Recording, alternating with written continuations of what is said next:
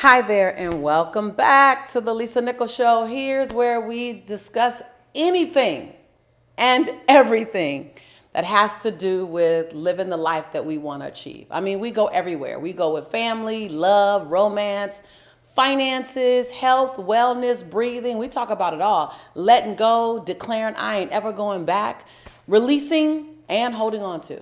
I love reading your comments. I love seeing you engage with each other and engage with me in these episodes. They mean everything to me. I think here we find a safe space, keyword, safe space, to really allow ourselves to know what we know. Yes, I'm brilliant at that. Let me own my brilliance. And to say I don't know. I don't know anything about that. Or I know a little bit and I'd love to know more. I don't know where to go. Here's where we explore those conversations. We allow ourselves to live in a constant duality. Today, I want to talk about money. Money is a dignified conversation. Say that with me. Money is a dignified conversation that we don't talk enough about. Whether we've learned not to talk about it from our family, from our moms, from our grandmothers, grandfathers, we just kind of navigate money. We don't discuss it. Well, here's what I know, is that it's time. It's time to talk about money and finances. It's time to talk about something other than the struggle, but talk about wealth building. Talk about financial growth. Talk about, I went from broke and broken to respectfully being in the top 1% income earners in America. Like, I used to be nervous, still a little jittery to say it, because I don't want it to compromise my commitment. I don't want it to compromise your perception of my love for you. I don't want it to make me feel like I'm a bad person or a greedy person. We have so much energy around money. I mean, money is an energy. And for the record, money is a masculine energy. So if you're listening to this video and you're a woman, a man, you'll be like, okay, let's talk about it. You may feel a little, but not much. Let's talk about it. Women, we get all out of our skin unless you have learned how to overcome that feeling. So let's talk about how to increase your wealth. How to increase your abundance. We talk about abundance is for everyone. Okay, how do we do that? Right? I want to know the step-by-step instructions. Well, while I can't give you all the step-by-step instructions, I can give you some top-line tips here. Now, we can deep dive. Trust me. I love deep diving into this conversation. I love giving step-by-steps on an ongoing basis. But where you got financially, where you are right now, financially did not happen overnight. And where you're going to get to won't happen overnight as well, but we can be consistent in it. So let's look at how we can talk about money, and for you, it may be in a totally different way, right? Here's what I know about money, finance, and wealth. And I want to talk about money, finance, and wealth because they're all in the same zip code, but they don't live on the same block. You can have money and still be in struggle, right? You can have finances to navigate and still wonder, am I going to have enough? You can have wealth and still be sad. Let's be clear. However, if you're going to arrive to your problems with more money. Arrive to your problems with as much wealth as you can. One, because it allows you to navigate. To me, wealth equals freedom.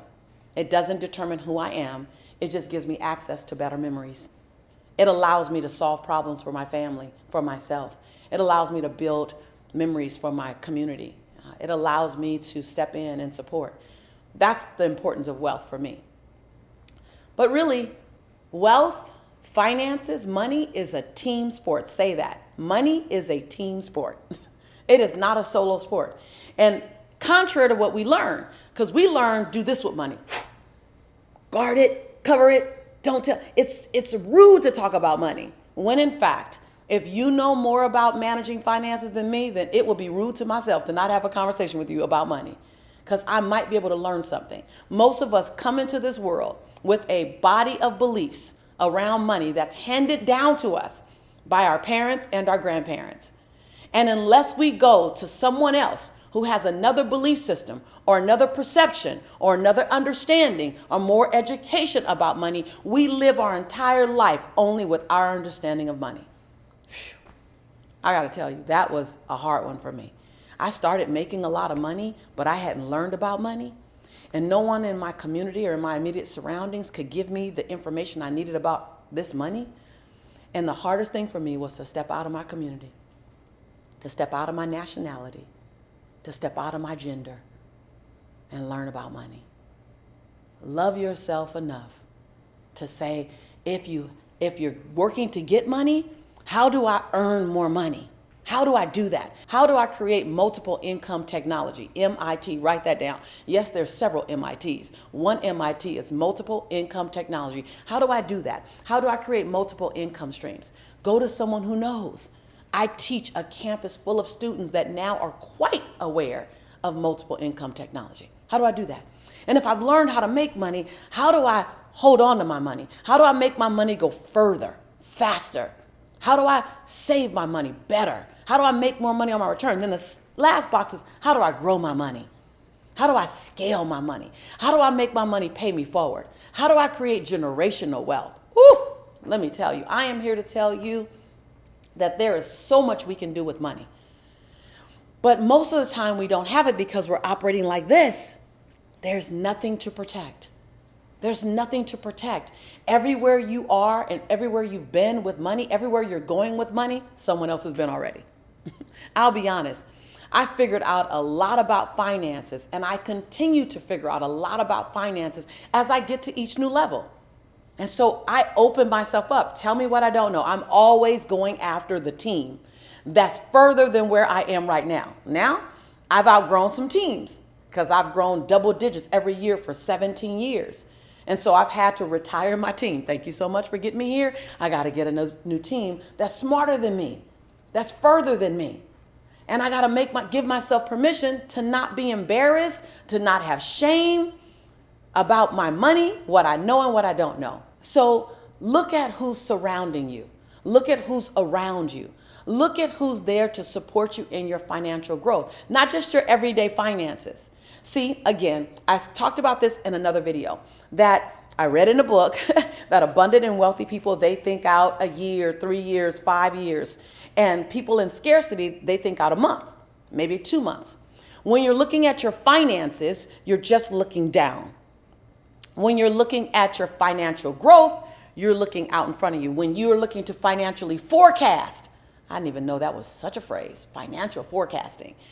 You learn something new, right? So when you're looking at your financial forecasting, and you may already have done this, you go out further, you go out bigger, then you can look at how to multiply your financial forecasting. Now that may be a ways away for some, for others, you're already doing it. You just want to learn how to grow it more. You want a team around you, someone that can help you look at your financial growth, no matter where you are, whether you're in the hundreds, the thousands, the hundreds of thousands, or the millions. There's someone there, there's a team that can navigate, support you in navigating where you're going and where you're growing. If you're in the millions, you probably already have a team, right? If you're in the hundreds of thousands, you may have a team, you may have had a team at a time. If you're just now building, okay, great, let's go get that team. Now, this team can be a team of advisors, it can be a team of coaches, it could be a mentor. It can first be someone that you've watched and their life looks really great. And you know they've had to save, they've had to earn, they've had to learn, they've had to grow in order to have that life. Ask, will you coach me? Will you mentor me? Surrender to growth. Surrender to the opportunity and the possibility to expand. You may be in one of these 3 categories. Maybe. I need to figure out how to not run out of money before I run out of month. That's totally okay. I was there. I was completely there for a while, and I had to figure that out. And the way I figured it out was I went and got someone. Or you may be saying, Lisa, I'm not running out of money at all. I'm fine. It just gets tight repeatedly. And there's not enough to breathe and create. I got enough, but not enough to breathe and create and have freedom. Okay, great. I understand that. I've been there. I remember there was a time in my career where I was making probably about $50,000 a month in my company. But my cost in the company were $40,000 a month. So every month I go, yay, I made 50 grand. And oh, I got 10 grand left. I can't have any emergencies. And so there was a time when I was making a decent amount of money. I was spending a lot. And I didn't have any room for emergency. I didn't have any room for creation or creativity or growth. And it's a real place. And I had to learn how to manage my money in some different ways, grow some more revenue streams so that I can create a bigger gap between what I spent and what I kept. The third area that you might be in is, Lisa, money is coming in. It is flowing. I was talking to a friend of mine last night, and he's like, Lisa, I'm like literally living in the abundance circle right now. All of a sudden, my phone is ringing. It's almost like his business just hit the hockey, they call it the hockey stick, right? And right now, the last 4 months, he's gotten more calls in the last 4 months than he's gotten in the last 2 years, just all of a sudden. And so you may be in that place where the money is coming in, but the question to ask is, how can I make more? And how can I do more with the money that I'm making? And how can I make the money work for me? Whoo, you might be there, because that's where I lived for the longest. Okay, I'm making money. Now, how can I scale this effortlessly? And how can I make the money work for me? How can I create a legacy? It's okay to be in any of these stages. I need to figure out how to get to the end of the month. I need to make more money than I'm making to be comfortable. I need to make sure that I don't run out of money. And I need to learn how to make the money work for me. I've been in each of these places. Ask yourself this. What small minimum win, what micro win can you create today in the money area? Don't go in all the other areas. Focus on money. Remember, energy grows where energy goes. What I realize is we don't spend enough time looking at our money. We don't spend enough time looking at new ways to make money. It won't just come to you all the time when you sit down and you think about it. You may have to sit. And I allow myself to be in creation for a while.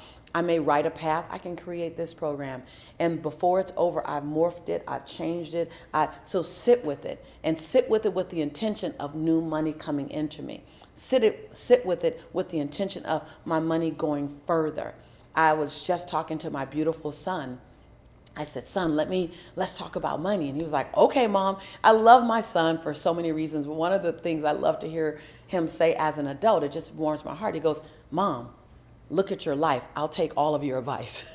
He's like, I'm down. Because I always ask him, Jelani, can I share this with you? Because I don't want to impose on him. I don't want to assume he wants to hear what I have to say. He wants my advice. And so I always ask, son, may I share with you something? May I invite you to hear something from me? He goes, yeah, Mom. I like your life. I admire your life. Absolutely. And so we just entered into the conversation of money. He's growing his life. He has a great plan. He has a great strategy, and he knows what he knows, and he knows that I know a little more from my vantage point. And I go, can I add to what you know? And so he has a financial team and people that are mentors and coaches to him. And I asked him, could I be on the team? And he so graciously said, of course. And so look at what you need to know. So I want to go back to what small win can you create today? Now, when I say today, give yourself 7 days and then give yourself 30 days. What win can I create today? What win can I create this week? What win can I create this month around money? Money saved is money earned. You don't just make money when you make money. You make money when you save money. In what ways can you do that? You want to, when you look at your finances, you want things that are measurable, because finances are very measurable. So you want things that are measurable. And if you have a win, you want to post your financial wins, whether it's earnings or whether it's savings, whether it's creation or whether it's elimination. If you eliminate a bill, if you eliminate a cost, you want to write that down somewhere, because if you don't write down somewhere that you eliminate that cost, you'll use that money somewhere else and you'll still be out the money. And so find out, what are those small wins that you can have today. Next, I want you to be intimate with your money. Does she say intimacy? Yes, intimacy. N-to-me-I-C. Intimate. Be intimate with your money. And the best way to do this is to have someone that you can sit and talk about it with. I want you to sit and tell yourself, before you have this conversation, there is no judgment around my money. The best decision I can make is to have someone walk this journey with me that's further than I am. Oh my God, when I figured that one out, the best decision I can make is have someone that's 10 to 20 steps further than me in this area walk with me. Be intimate with your money. Look at it. I work with my financial business partner. Every single month, I go over every single account in detail. Every single week, I look at every account. They just send me an account. Here are your accounts. Here's where you are. And it helps to influence my decisions. Sometimes I don't even talk to them. They just send me the report and I look at it. There's no blind eye. There's no sticking your head in the mud. There's no hoping and praying it'll be okay. Look at it. Be willing to be intimate with your money. Now, whether you get an accountant, a financial advisor, a mentor, a coach, or a friend who manages money well, #, which means do not get broke people to talk about money with you. sometimes we share money conversations with the wrong people. I don't talk about money with people who have a bad relationship with their money because I don't want to create that environment. I already came from that. I came from the never enough. I came from the lack and scarcity. I came from the worrying all the time. I've been there. I don't want to go back. I'd rather sit with someone who makes me scared, who makes my knees knock and my teeth chatter for what they see. And I'd rather learn from them. And so I want to invite you. I want to invite you to look at how you're earning money. Look at your savings. If you're in a corporate job and you want to get out, or you're in a career and you want to get out, buy your freedom. Did you know you can buy your freedom? You just first have to know how much it costs. Ooh, I love it. Listen, I have coached many people to buy their freedom. I'm still getting thank you cards and flowers each year. So look at your money. Look at your savings. Do you have savings? How much do you have in savings? Does your savings give you what you want? Look at your emergency fund. Do you have an emergency fund? Do it give you what you want? Look at how you want to invest the money that you're making from your JOB. Your JOB isn't just a job. Your JOB is your investor. Your JOB will help you invest. People say, Lisa, I don't want to have a job. No, I'm okay with having a job. Hashtag investor. Let the investor help you buy your freedom. Work smart. Your most critical decisions must be made based on facts and logic, not emotion. Money is not an emotional topic. Most people are way too emotional about their money. Make your money decisions rooted in fact and in logic. Ask someone who knows more about money than you. Ask them. Ask someone who knows more about wealth management. Ask someone who simply has the things that you see that represent financial stability. I don't know. Ask them. I love to ask the questions. What would you have done differently with your money? What would you have done differently in your spending? I ask wise people that. I'd love to ask you, what would you have done differently with the money you made for the last 5 years, all the extra money you've had? What can you do with your money that you haven't done yet? I like to ask wiser people than me, what can I do with my money that would mess it up? I like to ask disruptive questions. I like to ask intimate questions. I like to ask questions that I don't even necessarily know I'm going to enjoy the answer to, because now it's not in my blind spot anymore. I don't ask people all the time, how did you succeed? I ask, where did you make a mistake around money? I like that. So money is a dignified conversation. Money is a necessary conversation. We owe it to our family, our children. We owe it to the legacy of us to know about money. Today, I really wanted to remind you of the power of seeking counsel.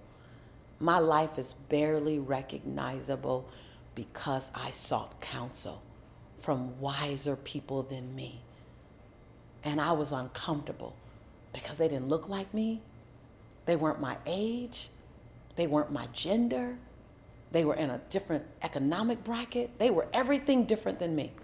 I struggled for years financially because I wanted to keep it to myself. I didn't allow myself to have a team around me. I was embarrassed. You know what I'm talking about? I was embarrassed. I shouldn't be here. I don't want to ruin their perception of me. Seeking counsel and trusting the right people was the key to my next level. And I believe it's the key to yours. If you've watched the show for a while, then you know that I'm a strong believer on having the right people in the right roles. That's why having a team of people or one person in this area called finances is super, super important. Your zone of genius is something else. Be the genius in your zone and let someone else support you in this zone. Now, this is not a monologue. This is a dialogue. And I want you to feel comfortable having this conversation. I want you to feel comfortable saying, you know what? I'm going to free myself around finances. I'm going to have the conversation. I'm going to ask the question. I'm going to look at new revenue streams. I'm going to look at what am I missing. I guarantee you, if you're not making enough money, it's not because the job or the place you're working doesn't pay you enough. It's because you've missed other revenue making opportunities because you didn't look at MIT, multiple income technology. It doesn't come up and just show itself. You got to look for it. You got to create it. I love to hear from you about this conversation. I'd love for you to leave a comment and let me know. What was the aha? Lisa, oop, that was kind of deep. Lisa, I didn't like it, but I stayed. Lisa, I wanted to stop, press pause, but I needed to hear it. Lisa, that's exactly me. Lisa, I'm going to find somebody. What's your truth? Or Lisa, it just made me realize that I need someone and that I shouldn't be ashamed or I shouldn't keep it private. Lisa, there's someone out there who won't judge me. Lisa, money is a dignified conversation? After all, this is your home. This is where we find out those things that we need to find out. We're your tribe. We appreciate you here. We understand your genius and we understand your learning. And I'm your sister. I'm your sister in learning. I'm your sister in growing. And I'm your sister in prosperity and in possibility. And when I say that I'll never judge you, it's because I'll never judge you. When I say I'll believe in you, it's because I believe in you. And when I say I love you, it's because I love you. I'll see you soon.